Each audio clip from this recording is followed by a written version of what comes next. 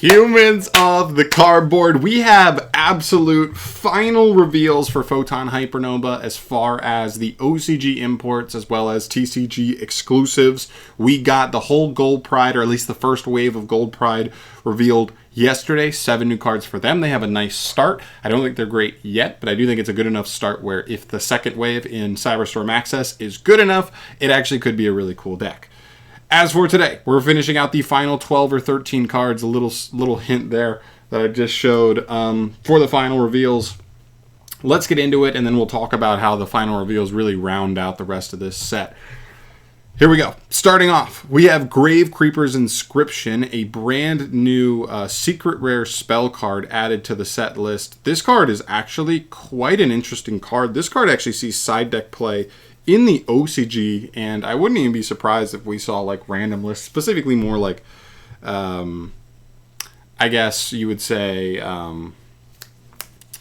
more higher level events, YCSs, stuff like that. I could still see somebody actually trying to main deck this if the format calls for it, but I know you can't see the text here. This card says at the start of main phase 1, apply one of the following effects until the end of your opponent's turn. Neither player can activate card effects in the graveyard. Neither player can banish cards from the graveyard. Neither player can special summon monsters from the graveyard. So you pick one of those, and for until the end of the next turn, essentially, neither player can do those things. It's a pretty good floodgate. You'd play it in a deck that doesn't care too much about the graveyard.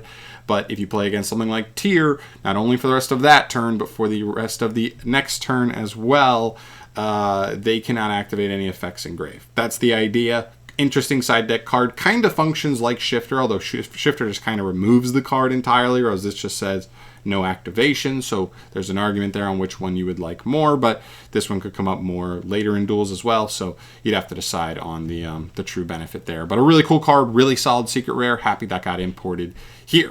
Now I move to some brand new cards, because that's an import. The OCG had this a little while ago. So let's take a look at some brand new TCG exclusives. We start off with Minai Ruka. I love the design on this guy. Very cute. Cool little like dolphin shark guy. I guess he's a shark. Kinda. This is a level 4 water fish effect monster. That's what we want. 1500 attack, 500 defense. When a water monster's effect is activated, quick effect, you can special summon this card from your hand. That is really solid. Really simple, really clean extension effect, and I like these extension effects. We're getting more and more just good extenders in Yu-Gi-Oh! That just like don't require something on field, don't require, you know what I mean, something in hand. This is just any water monster effect activated anywhere, any place, and this card can come out. It's cool. You can banish one face-up fish, sea serpent, or aqua monster you control, then target one face-up card on the field. Negates effects until the end of your opponent's turn. So not only that turn, but end of the opponent's turn. If this was a quick effect, I would think this card was like crazy, because then just as a generic water support card, this card would jump on the field, it'd be able to tribute itself to negate something, which it still can. It's just not an interruption. It's just more of a mid-rangey, like bait a negate, handle a negate, and play through interruption type card, but still not terrible. I could actually see that coming up, you know what I mean, for something, whether it's sharks, whether it's marine cess, whether it's we'll see what happens for the future of like Mermaid Atlantean, stuff like that. I could see this card being pretty interesting with, but otherwise it's just a good level 4 extender for sharks. That's what they want, is good level 4 extenders to be able to keep making Bahamut Toad plays, or to be able to make the other rank 4 that's really good for them. Can't remember his name right now, but if you know, you know. Moving on, we have Orphe Bull, the Harmonious Bullfighter Bard. This is a level 8 light beast warrior monster. 3024 for the stats, so pretty beefy. He looks crazy, by the way. Cannot be normal summoned or set. Must be special summoned from hand by banishing 2 light and 2 dark monsters from your hand and or graveyard, except this card. Man, that is a huge cost. Chaos monsters are arguably like really bricky just because they need a light and a dark setup in grave, but this guy takes it to a whole nother level. If summoned this way, this card gains 1000 attack for each monster banished from hand for its summon, so only from hand, not just every monster summoned. So kind of a downer. You do have to go up hand advantage to get him to his like really high attack, and can attack monsters a number of times each battle phase up to the number of monsters banished from graveyard. So interesting. So if you did like 2 and 2, he'd be 5,000, and you could attack twice, but you can only attack monsters. Just keep that in mind. Interesting card. And then if this card destroys an opponent's monster by battle, after damage calculation, you can banish that opponent's monster. That's nice, you know, stopping some float effects, stopping some recursion after you, like, take care of a board.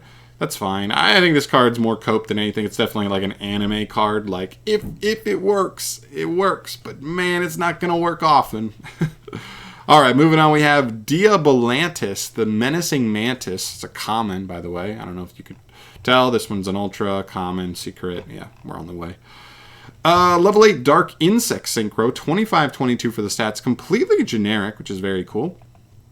If this card is synchro summoned, you can send insect and or plant monsters from your deck to the graveyard up to the number of non-tuners used for this card's synchro summon. So, bare minimum, Foolish Burial any insect or plant on a completely generic Synchro 8.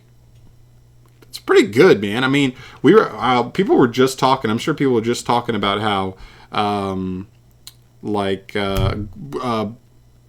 what is it, Glow Bulb can come off the ban list. Like, with Hulk being banned, like, Bulb can just be in the game. This would just send Bulb, then Bulb mill one to revive itself, make a Synchro 9.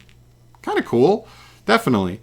If you control the Synchro Summon card, you can target one insect or plant you control, treat it as a tuner until the end of this turn. So, also gives you the potential to modulate an insect or a plant on the field to make it a tuner, which, by the way, I believe includes itself. So, he can just make himself a tuner if you need to. Very cool.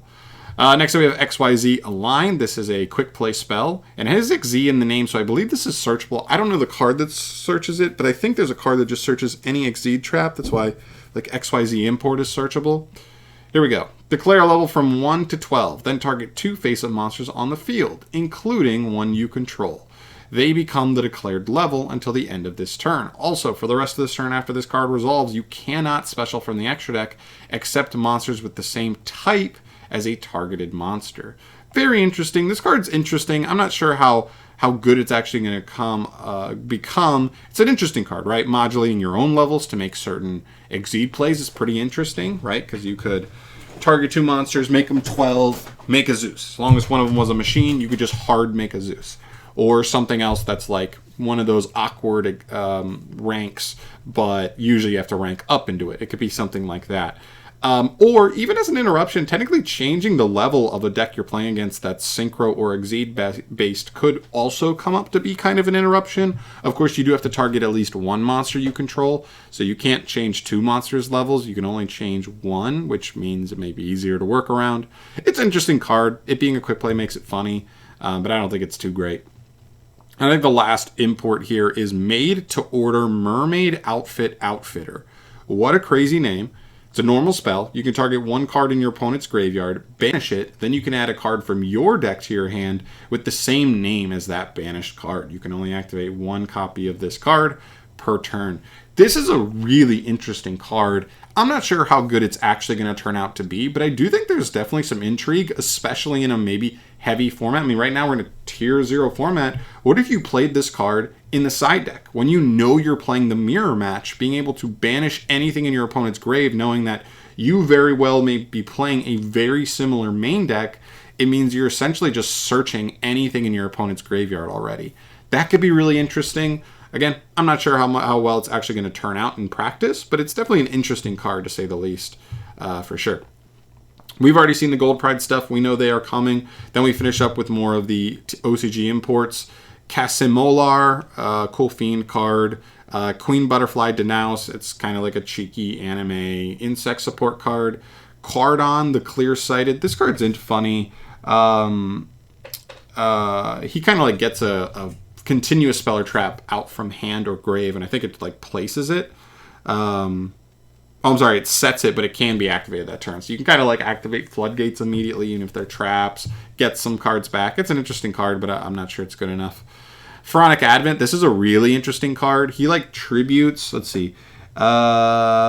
He tributes any monster to summon himself from hand.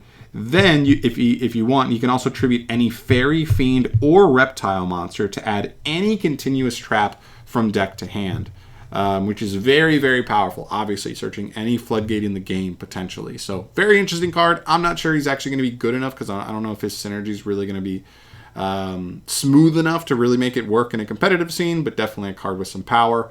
Apophis, the Swamp Deity, another really cool card. It's a trap monster, but when it's activated, you can negate cards on the field up to the number of other face-up continuous traps you control. So it works really good in stuff like Eldritch. Not only do they have the golden lands that are continuous, but they also play a hefty number of floodgates. So then this card can target, by the way, cards or negates cards your opponent controls, not just monsters. So this can negate lightning storms, evenly match, some of those crazy side deck cards that could potentially blow you away. Very, very cool card for sure. Green Ninja. This is a really cool one. I was worried they weren't going to import Green Ninja because the rest of the Ninja support comes in here. And if we were just waiting on like one more card, it's not even like a super, super crucial card for the deck, but it is really nice and it comes up for sure. So definitely huge. And it's a super, so very happy about that. And the final card is Humongous Hive Hegemon Zex Stagger. It's a cool level 8 extender for insects, but it's not really doing much more than that, to be honest.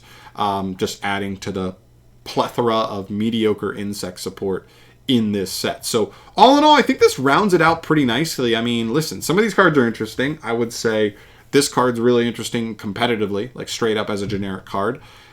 This card's really nice for water decks. Copium could be interesting in a specific like synchro insect or plant deck. That's definitely something there.